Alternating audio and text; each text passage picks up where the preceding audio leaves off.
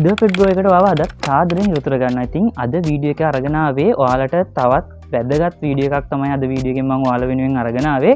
ඊට කලින් කියන්න ඕනේ ගොඩ දෙනෙක් මගෙන් අහලා තිබ්බා වීඩියෝස් කියන්නේ මම මාස දෙකක ඉඳන් වීඩියෝ එකක් දැම්මේ නැහැ. ෂෝට් වීඩියෝස් විතරයි ඔයාලා වෙනුවෙන් අරගෙන ආවේ.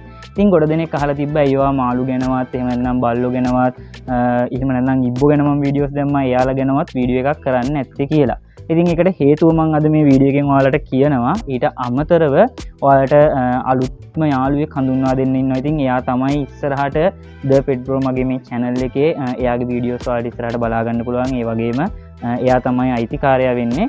ඉතින් එයාගේ වීඩියෝස් දිගටම අරන් එනවා ඔයාලා එක්ක. ඉතින් එයාවත් අද ඔයාලට බලා ගන්න ලැබෙනවා. ඉතින් මුලින්ම කියන්නම් ඇයි මම වීඩියෝස් අරන් ආවේ නැත්තේ කියලා. ඉතින් ඒකට හේතුව තමයි ඔයාලා දන්නවා මංගාව ඩෑෂ් හවුන්ඩ් කියන වර්ගයේ සුනකයන් තමයි ඉන්දියේ. ඉතින් ඒ දෙන්නෙක් ඉන්දියා මංගාව.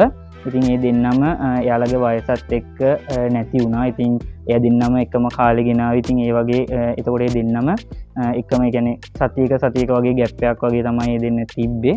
ඉතින් ඒ කාල සීමාව තුල යන නැති වුණා. ඉතින් නැති වෙලා මාස දෙකක් විතර වගේ යනකම් මම ඇත්තටම ඩොග් කෙනෙක් ගෙනාවේ නැහැ. ඉතින් ඊට පස්සේ තමයි තීරණය කරේ ආය අලුතින් ඔයාලා වෙනුවෙන් වීඩියෝස් අරන් එන්න ඕනි කියලා. ඉතින් මුලින්ම මතක් කරන්න ඕනේ ඩෑෂ් හවුන්ඩ් වර්ගයේ සුනකෙක් හදන්න ආසාවෙන් ඉන්නවා නම් ඔයා දිගටම මාත් එක්ක මගේ channel එකත් එක්ක එකතු වෙන්න. ඉතින් තාමත් ඔයා මේ මගේ වීඩියෝ එක පළවෙනි පාට නම් බලන්නේ. ඔයාලට මම මේ වෙනකොට වීඩියෝස් දාලා තියෙනවා මාළු සම්බන්ධව දාලා තියෙනවා, ඩොග්ස් සම්බන්ධව දාලා තියෙනවා, රෙඩ් ඩියර් සයිඩ් කියන ඉබ්බෝ විශේෂය සම්බන්ධව දාලා තියෙනවා. ඉතින් මේ වගේ වීඩියෝස් ගණනාවක් ගෙනල්ලා තියෙනවා. ඉතින් ඔයා මේ වීඩියෝ එක බලන්නේ ඩෑෂ් හවුන්ඩ් කියන සුනක වර්ගයට ආස කෙනෙක් නම් එහෙමත් නැත්නම් බල්ලන්ට ආස කෙනෙක් නම් අනිවාර්යෙන්ම සබ්ස්ක්‍රයිබ් කරන්න. ඉතින් සබ්ස්ක්‍රයිබ් කරලා දිගටම මාත් එක්ක එකතු වෙන්න කියලා ආරාධනා කරනවා. එහෙනම් අපි යන් ටග් ගාලා ඉන්ට්‍රෝ එකට ගිහිල්ලා අපි කතා කරමු අද වීඩියෝ එකෙන් මොකද්ද වෙන්නේ. ඒ වගේම අද කවුද මම ඔයාලා වෙනුවෙන් අරගෙන ඇවිල්ලා තියෙන්නේ. ඉතින් ඒ කෙනා ගැන විස්තර ටිකක් අපි අද වීඩියෝ එකෙන් කතා කරමු. ඉතින් අද තමයි අලුත් යාළුවත් එක්ක ගේන පළවෙනි ලොග් එක. ඉතින් එහෙනම් අපි ටග් ගාලා ඉන්ට්‍රෝ එකට ගිහිල්ලා යම් වීඩියෝ එකට.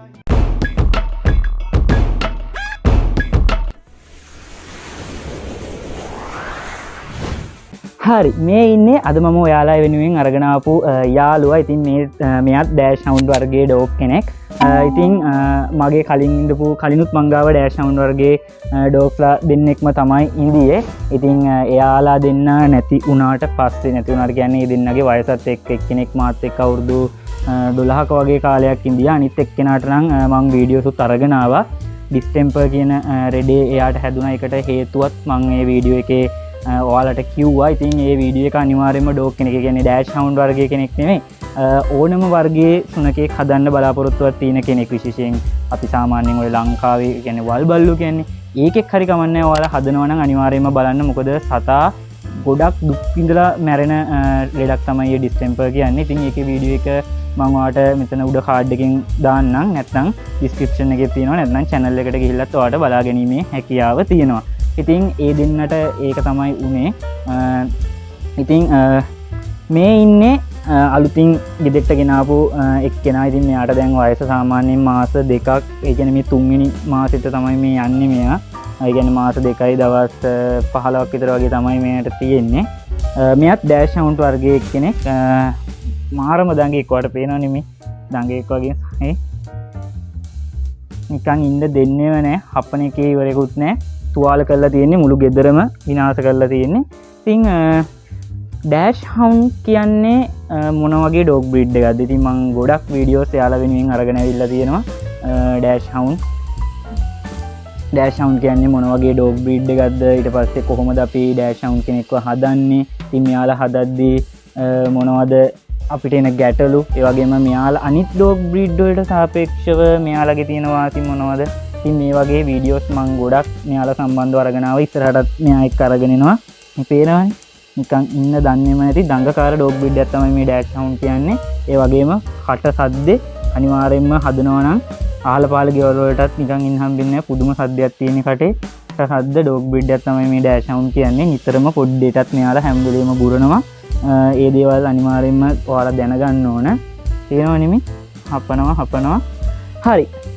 අපි බලමු මුලින්ම ඩෑෂ් හවුන්ඩ් කියන ඩොග් බ්‍රීඩ් එක මොකක්ද මෙයාගේ ලක්ෂණ විදියට අපිට ගත්තොත් අපි හැමෝම දන්නවා මිටි කුරු ඒ කියන්නේ දිග ඩොග් බ්‍රීඩ් එකක් තමයි මෙයා සාමාන්‍යයෙන් ගොඩක් උස යන්නේ නැහැ දික් වෙන එක තමයි වෙන්නේ ගොඩ දෙනෙක් දන්නවා සොසේජස් කියලා කියනවා ඊට පස්සේ පුරු බල්ලෝ කියලා කියනවා ඉතින් එක එක නම් වලින් මෙයාලව හඳුන්වනවා ඒ වගේම මම දැනට දන්න තරමින් ලංකාවේ තුදි තාමත් පහසුවෙන් මේ වගේම ගොඩක් ජනප්‍රිය නැති කියන්නේ ගොඩ දෙනෙක් හදනවා අඩුයි මෙයාලගේ කියන්නේ මෙයාලා පොඩි ඊට පස්සේ ඩිග් වෙන්නේ ගොඩක් කට්ටිය කියනවා මෙයාලා සැර වෙන්නේ නැහැ කියලා එහෙම එකක් නෑ ඇත්තටම මෙයාලා සැර කරොත් සැර කරගන්න පුළුවන් මොකද මෙයාලා සැර විච්චි කට්ටිය මම දැකලා තියෙනවා සැර වුණාම මෙයාලව අමාරුයි කියන්නේ මේ අනිත් මෙයාලා කියන දේ අහන්නේ නැනේ ලේසියකට කියන්නේ මෙයාලව මේ ලේසියකට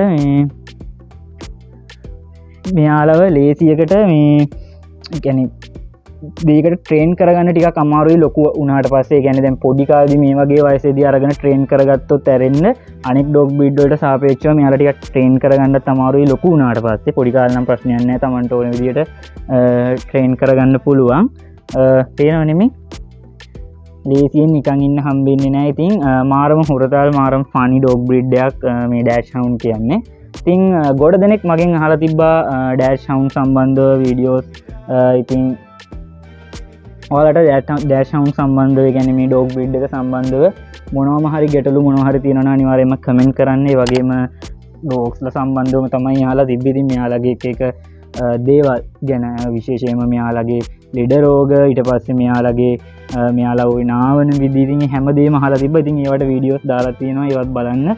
නොදාපු වීඩියෝස් නොදාපු මොකක් හරි ගැටලුවක් ඔයාලට තියෙනවා නම් අනිවාර්යෙන් මේකට කමෙන්ට් එකට රිප්ලයි එකක් එයි. ඉතින් මම කලින් කිව්වා වගේ ලංකාව ඇතුළත මේ ඩොග් බ්‍රීඩ් වලට පහසෙන්ම මිලදී ගන්නත් පුළුවන්. වැඩි ෆේමස් නැහැ. ඉතින් වැඩි ජනප්‍රිය නැති හින්දා මෙයාලගේ මං හිතන විදිහට ප්‍රයිස් එක අඩුයි. ඒ වගේම මෙයාලා බ්‍රීඩ් වෙන එක ගැන එච්චර කට්ටිය හිතන්නෙත් නෑ ඔහේ නෝමල් බ්‍රීඩ් වෙවි යනවා හරියම ක්වොලිටි පපි කෙනෙක් හොයාගන්න ගොඩක් අමාරුයි.